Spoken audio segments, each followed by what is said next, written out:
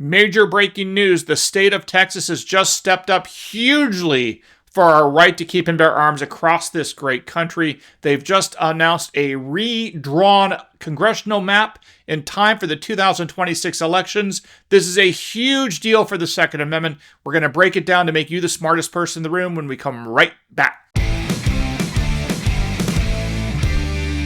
Hey folks, I'm Mark Smith, host of the Four Boxes Diner, proud American gun owner, constitutional attorney, member of the United States Supreme Court Bar, and I'm proud to say the top voice of the Second Amendment in America. Thank you, 2025 Gundies Awards.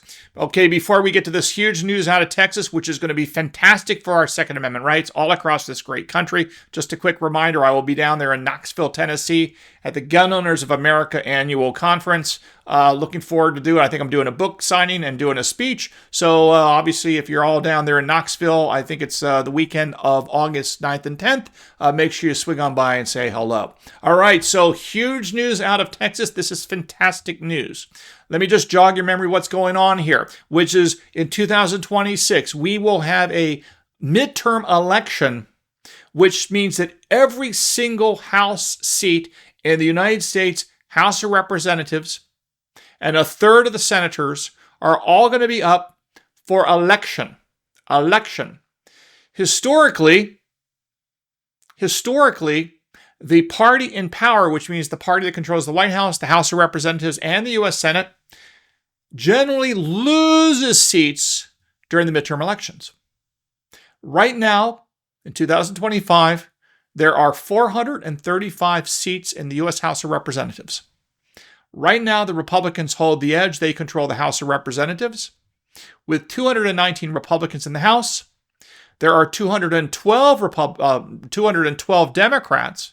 So you got 219 Republicans, 212 Democrats, and there are 4 vacancies due to death and resignations. Now, what's happened is that because there's a good chance that the Democrats could take the House in 2026, because historically, like I said, although not always, but historically the party that's in power tends to lose some number of seats in the U.S. House of Representatives.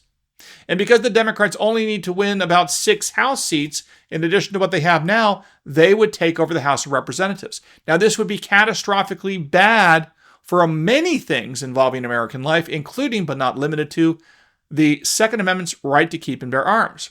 Because if the Democrats control the House of Representatives starting at 2027, because they've won the House in the midterms of 2026, it means almost certainly Hakeem Jeffries will become the Speaker of the House. He is currently the House Minority Leader, but he would become almost certainly the Speaker of the House if the Democrats take over the House in the 2026 midterm elections. Now, just to show you how bad that is, Everytown for Gun Safety, obviously a major anti-gun group in America, named Hakeem Jeffries in 2024 their federal gun sense lawmaker of the year.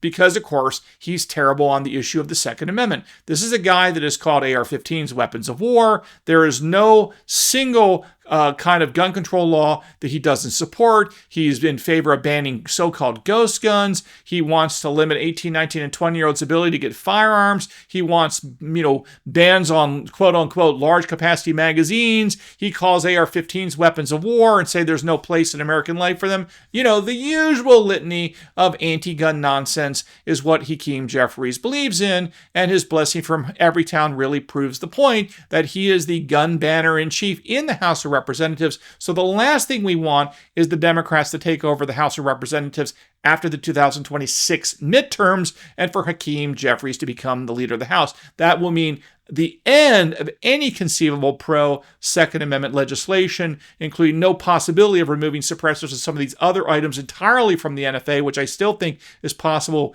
during a reconciliation bill down the road, among other things. And of course, there'll be no chance for reciprocity, which I know is a heavy lift right now with the Senate filibuster. But set that issue aside, there'll be 0% chance of any good gun legislation, Second Amendment protecting rights going through the House of Representatives if the Democrats win in 2026, which gives rise to the fantastic news that just occurred out of Texas. Now that you understand the stakes and what's going on, the state of Texas, at the urging of President Donald Trump and Vice President J.D. Vance, the state of Texas has just redrawn their congressional maps. As you know, every 10 years there's a U.S. Census taken. This has to be done by the U.S. Constitution. Every 10 years there's a census taken to see how many people are in every given state. And that population number dictates, among other things, the number of electoral votes that a particular state gets. So the more people in California versus the state of Vermont, the state of California gets more electoral votes than Vermont because there's more people living in California than in Vermont. Likewise, and relatedly, the state of California has a lot more congressional representatives in the House of Representatives because congressmen or members of the House of Representatives are allocated by virtue of population. The bigger states have more members of the House, and the smaller states have fewer members in the House of Representatives. That is obviously basic constitutional law. So what's going on here right now is that historically, the Democrats have been far more aggressive in drawing their congressional boundary lines for elections. Because again, let's say a state has a population that allows that state to have 8 members of the House of Representatives. It's up, generally speaking, for the state legislature, and maybe with some help from committees or whatever, it depends on state from state to state. But the reality is each state is responsible within their own state for drawing the lines of, in my hypothetical example of 8 congressional districts, they would have to draw the lines outlining where those 8 congressional districts begin and end with their line drawing. So obviously you have this process that's sometimes referred to as the process of gerrymandering, which is essentially a word that talks about political parties drawing lines in such a way that it advantages and benefits a political party, a racial group, whatever it might be. The point is, it's gerrymandered in such a way, meaning these congressional lines are drawn in such a way that helps someone or another. Now, historically, the Democrats, when they control a state, like in California, like in Illinois, like in New York, they are very, very aggressive as to their gerrymandering to maximize the number of Democratic leaning populations within a congressional district, to maximize the number of Democrats elected to the House of Representatives from that state, and to minimize the number of Republicans that are elected from the same state. And that is done by a very aggressive process of line drawing or gerrymandering to make it, to limit the number of Republican majority districts and to maximize the number of Democratic controlled districts. So for example, if you look at certain states, let's just take a couple here. If you take an example of New York. Now, New York, for example, has 26 members of the House of Representatives, 26. Yet they only have 7 congressmen. Think about that. 7 congressmen out of 26 possible seats, which means the Democrats have far more members of the House of Representatives going to Washington, D.C. to represent New York and to represent the Democrats than the Republicans do. This despite the fact that Donald Trump in 2024 won 44% of the vote. So here's a situation in New York where Trump, the Republican, wins almost half of the votes in the state of New York, almost half at 44%, and yet it's not split 50-50 with the congressional delegation or anywhere close to that because it's 7 Republicans and 19 Democrats. Likewise, we see this exact same situation where the Democrats have already gerrymandered, like Illinois. Same situation. You have 17 representatives in the House of Representatives, that's 17 in the state of Illinois. And how many Republicans are sent to Washington as members of the House of Representatives from Illinois? The answer is 3. So that's only 3 out of 17. That's a crazy number, especially when you consider that, again, Donald Trump in 2024 won 44%. 44% of the vote in the state of Illinois. And again, close to half, not quite half, but close to half. And of course, the congressional representations are only 3 Republicans out of 17 possible seats. And again, what explains the fact that both New York and Illinois have overwhelmingly numbers of Democrats going to Washington in the House of Representatives compared to the very small number of Republicans going, despite the fact that Donald Trump basically splits the vote in these states? And the answer is because the congressional districts and how they are drawn in such a way to make it very easy for you to have all these Democrats elected because of the way they draw the lines and make it harder for the Republicans. Likewise, California is just as bad. California, ready for this? There are 52 seats, 52 House of Representative seats from California Of those, only nine Republicans fill those fill of the 52 seats. There's only 9 Republicans. The rest are Democrats. This means, if you think about the way the Californian Democrats have gerrymandered this means that only 17% of the California delegation is Republican to the House of Representatives. But then you contrast it again, the Republicans basically in the state of California win about 40% of the vote. But again, because of the way the lines are gerrymandered or drawn for congressional districts in California, the Democrats have designed it so of the 52 House seats in California, only 9 go to Republicans, as opposed to, let's say, it should be 40% or so, right? But because of the line drawing gerrymandering by the Democrats, who are very good at this and very aggressive at this, that's not how it works. So the good news is that Donald Trump and J.D. Vance are much smarter than, in my view, prior Republican administrations, and they've identified this issue, and now they're going to Republican states and saying, hey, why don't you guys gerrymander or draw these congressional lines in the same aggressive way that the Democrats do when they control a state? Why don't you, Texas?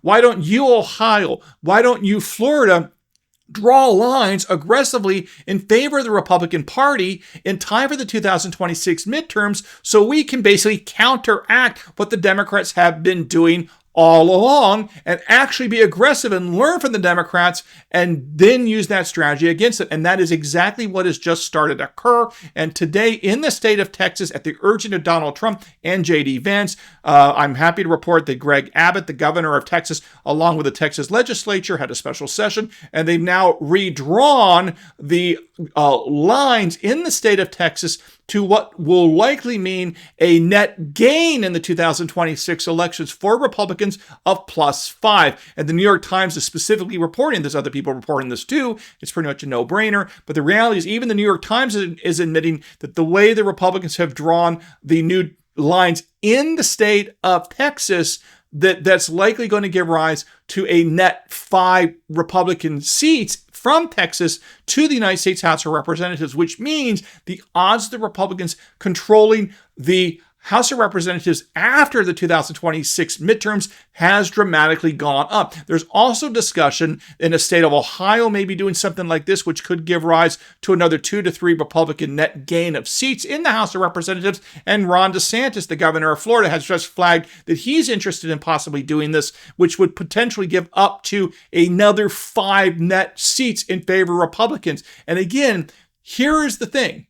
This is the most important thing to make you the smartest person in the room to understand what's about to happen. Now, the Democrats are getting on MSNBC and CNN, and they're complaining that the Republicans are doing this and it's not democratic, and they intend to do something about it. But here is the reality on the ground. The Democrats are kind of in a box. And why do I say this? Because first of all, the Democrats have already gerrymandered to the max their states. New York, Illinois, right? Nevada, California. These are states that the Democrats have already gerrymandered to the hilt. So the odds of them being able to redraw these lines in some other way that would allow them to increase the chances of a net gain of Democratic seats in those states is not particularly high because they've already gerrymandered those states to the max. The second thing to keep in mind, of course, is that many of these blue states have actually done something crazy. They are basically delegated the decision as to how to draw lines in their states to so-called bipartisan commissions, and those bipartisan commissions would have to sign off on a new map in places like New York and the like, and that is unlikely to occur. So even if the state legislatures in those states wanted to do something and be even more aggressive in favor of Democrats, assuming that could even matter at this point, they would have a legal problem of doing it in many states because of these commissions that are independent that have to do the assessment and do the analysis and make recommendations to the state legislature. And the odds of that occurring in a way that's more favorable to the Democrats in those particular blue states than they already have is not super high. The only other point I want to make, and this is a very important point, because remember, sometimes I do cover on the Four Boxes Diner channel, which covers things other than the Second Amendment, things that are important to the Second Amendment, but not specific to the Second Amendment, which is like today's video. So this is an extremely important and great development for the Second Amendment, but you're not going to see any references to the Second Amendment in discussions of the Republicans redistricting their red states to aggressively gerrymander their line drawing for the House of Representatives in the way that the Democrats have done it in the blue states. You're not going to see the phrase Second Amendment pop up in these articles, but I'm telling you, and you now understand the direct connection between the Republicans gerrymandering in favor of the GOP for the 2026 midterms and the effect of protecting our right to keep and bear arms. This is what makes you a professional, a sophisticate, an academic, a scholar, to understand these connections. And that's what I try to provide for you here on the Four Boxes Diner channel, as opposed to just reiterate something that I read in the newspaper. These are the connections that make you a serious, sophisticated advocate for our Second Amendment right to keep and bear arms. And that's a big reason why we do this. So in light of that, I've covered in prior videos this issue with illegal immigration. And this is a very big deal and shows you how we traditional heritage Americans that support the Bill of Rights, including the right to keep arms, have basically been thrown under the bus in so many respects by our political leaders. And that's this. Right now, ladies and gentlemen, believe it or not, illegal aliens that are in a state get counted as a person for the purposes of the census, which means what? Which means that all of the illegal aliens, the millions, if not tens of millions of illegal aliens in places like New York and California, when they conduct the census and figure out the populations of places like New York and California, they count in the definition of those populations the numbers of illegal aliens in those sanctuary states. Which means that our vote and our congressional representation in the red states are being diluted dramatically by many, many seats in the U.S. House of Representatives, by virtue of the fact that these blue states are embracing illegal aliens. Criminals in their midst are being counted for the purposes of congressional representation. That's crazy. That's crazy. But that is exactly what's going on right here and right now. And that's what happened. And that's a big reason why these blue states like California, New York, New Jersey, and so on have this additional representation to the U.S. House of Representatives, because they have a large number of illegal aliens in those states which get counted in the census. And it is the census that allocates not just the number of congressional seats that each state gets by virtue of its population, but also the number of electoral votes. Keep in mind, it's not just congressional seats, it's also the number of electoral votes that count for how many electoral votes that state gets when it votes for the President of the United States. So it's a huge deal all the way around that these illegal aliens are being counted unfairly, in my view, in these blue states, and basically diluting the congressional authority and power that the red states should occur. They're being thrown under the bus by virtue of the blue states like California embracing illegal aliens and pumping up their population numbers, which gives them additional congressional representation that they're really not entitled to. But I want to end on a positive note. This is a great thing. The odds of the Democrats being able to come back in any real way in response to this is not likelihood, because the Democrats went first. They already gerrymandered everything to the hilt, to the max as I see it. So now the Republicans are simply catching up. And there's really no reason that I can tell why the state of Ohio, why the state of Missouri, why the state of Florida, these red states, are not able to legally go ahead and rewrite these redraw these maps in a way that's going to increase the likelihood of Republican representation and the Republicans maintaining control of the House after the 2026 midterms, which, as you know from the quotes and the evidence I gave you about Hakeem Jeffries, it's mission critical that he not become the House leader and the Democrats don't take over the House if you care about a right to keep and bear arms. And again, looking down the chessboard, it's my job to flag these issues today in 2025, because in 2027, we don't want bad things to occur. And that's a reason why you tune in to the Four Boxes Diner. So with that said, thanks again for tuning in to the Four Boxes Diner. Make sure you follow me on X at Four Boxes Diner. Don't forget to subscribe both to YouTube and to Rumble. I look forward to talking to you again real soon here at the Four Boxes Diner.